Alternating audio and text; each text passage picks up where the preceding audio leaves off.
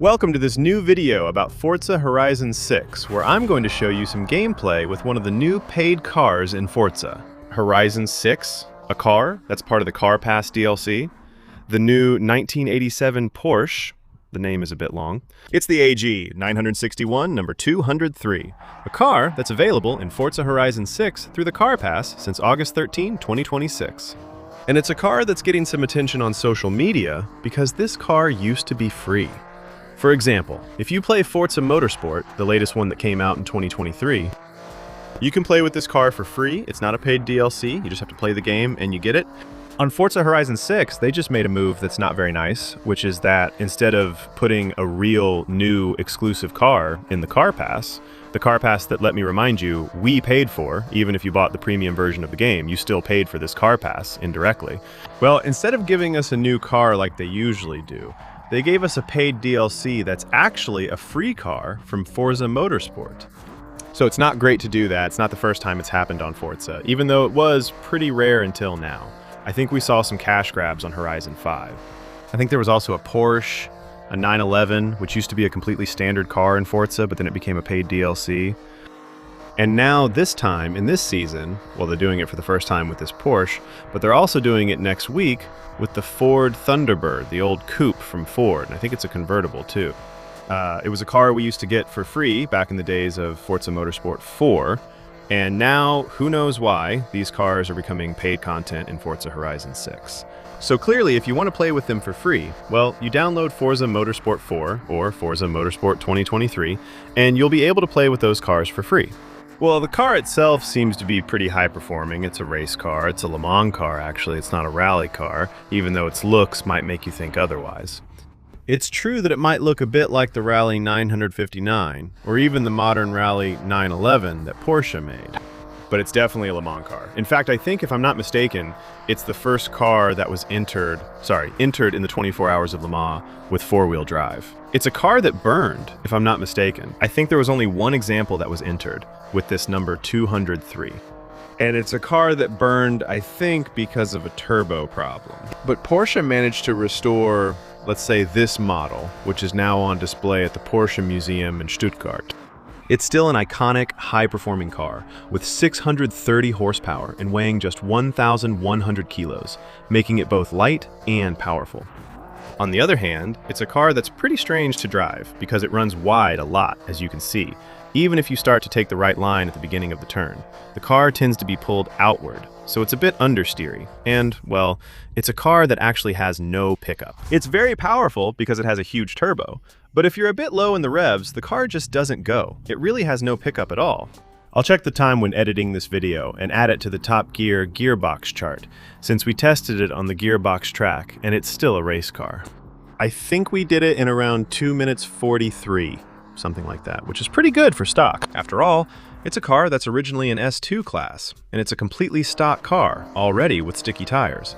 So obviously, it's already pretty well equipped for racing. For your information, this car is capable of doing 0 to 100 in 2.6 seconds, which back in the 80s was pretty incredible. That's largely due to the use of four-wheel drive, which really allows all the car's power to be transferred to the ground, right from the launch. And the top speed is 320, so that's not that much for a car with over 600 horsepower. But that's because this car has a lot of aerodynamic downforce. I don't know exactly how much we have, but we have a lot. The car really sticks to the ground, so obviously that limits the top speed a bit. So, do we have any upgrades? Yes, we can swap it. We'll see later what swap we have for this one. We can also make it rear-wheel drive, which lets us save 40 kilos. Which isn't necessarily useful. I think the car is already powerful enough, so making it rear-wheel drive would probably be a bit counterproductive. And it's a car that, even without a swap, goes up to over 900 horsepower. And a car that, by the way, is in the R category, could be a car that we can put in S with all the upgrades from earlier with the swap. It's true that it goes really high, so that's actually pretty cool.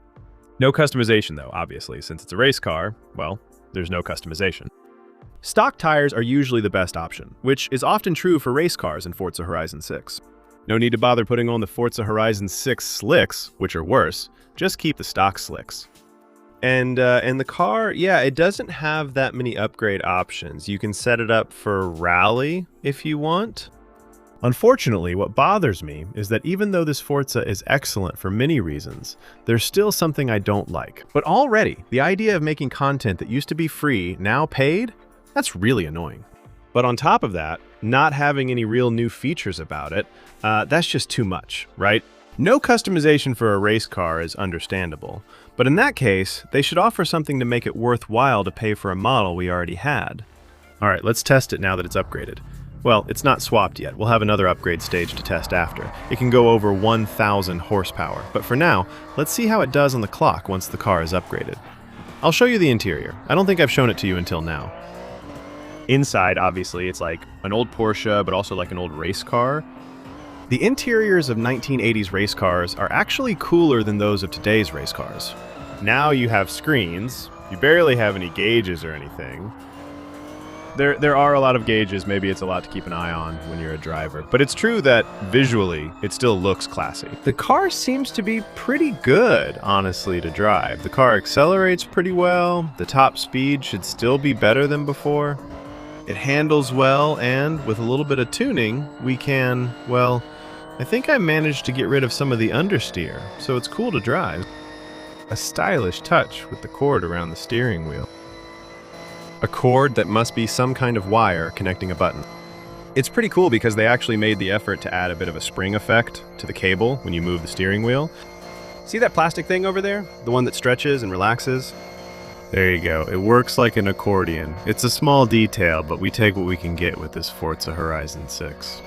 The only downside, maybe, of this car is that it doesn't have the best braking. But let's say it's not really that big of a deal. But honestly, yeah, I'm really surprised by how the car handles in corners, actually. Really, it's very cool. That's true, it's really capable. But is it good enough to compete at the top of our class? I don't know. I think that as it is, it's more of a car to run at the top of our class, maybe S2 in my opinion, with max handling upgrades and an aero-focus setup, rather than playing it in R. Right now, we're too far from the top R to hope that it would be interesting. But the car is good.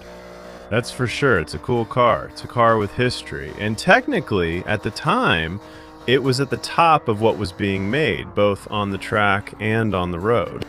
When Porsche showed up with the 959, even the production car was a rocket. You know, it was a car that was really designed to blow away everything else that existed. But again, making previously free content paid is just too much.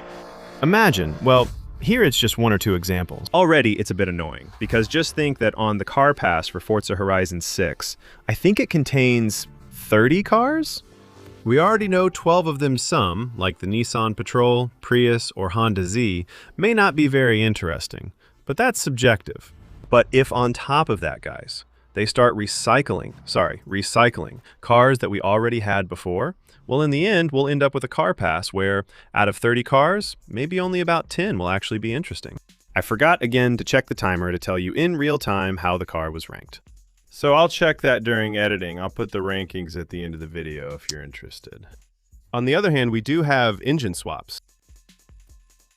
Okay, we've got a swap. And it's a serious swap, actually, because we're going to have the 4.6-liter hybrid V8, which I'm putting in right away. We're not even going to ask ourselves if the others are better, because the others aren't better. This engine is extremely powerful. It's the engine from the Porsche 918 Spyder. It's an engine that normally offers 1,400 horsepower. That's right, over 1,400 horsepower, and the car moves up to the X category. That's when things get interesting. All right, here we go with our improved 959 Le Mans, equipped with the engine from the 918. So the advantage of this engine is that it's a hybrid engine. So it's actually an engine that's very powerful at high RPMs.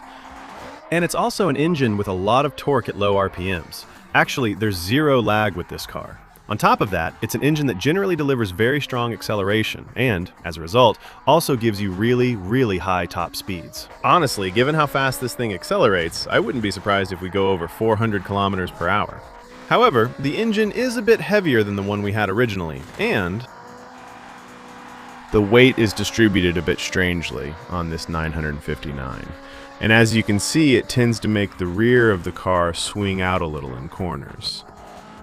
So it gets a bit unstable when accelerating again, and the car has become more prone to understeer than what we had before. We might see a big time gain on the stopwatch, but the car is less enjoyable and less instinctive to drive. You have to think more. It's more technical to drive than just pure improvisation. I have to admit, I like that less. But it really goes fast, right? You see 390 kilometers per hour. With a full aero setup, it should hit 400 kilometers per hour here. So that's really a lot. Yeah, even 410. 410 kilometers per hour now. Does it have enough downforce? Yeah, it's fine. It works. Yeah, it's more than enough. Driving it feels really weird. Actually, there really is a moment, with this kind of car where above a certain speed, it really starts to feel like driving an F1 car. Like the car is really incredibly surprising. I mean, it handles really well in a good way. But below that speed threshold, the car is just so-so. Well, that's exactly it, actually. The car is really made for blasting along at insane speeds. And below those insane speeds, you do better with cars in the game that are in smaller categories. So there you go. The main question to ask about this car is it really worth paying for a car you can use for free by launching your Forza Motorsport 2023? Driving is likely to be more realistic too. It's up to you to tell me what you think. Anyway, we've covered everything about this little Porsche, and we finished with a pretty good time of 17. How does it perform? Well, in the list of fully upgraded cars, it's actually pretty good. For example, we do better than a Gamera. So, wait, let me make sure I'm not saying anything wrong. We outperform a Gamera, even though it has 2,000 horsepower. It wasn't great in a straight line. Well, actually, it wasn't great in corners. So it's pretty good without being an absolute monster. We're not far from the top 10, but we're not quite there anymore. I'll end this video here. See you soon for another one. Bye.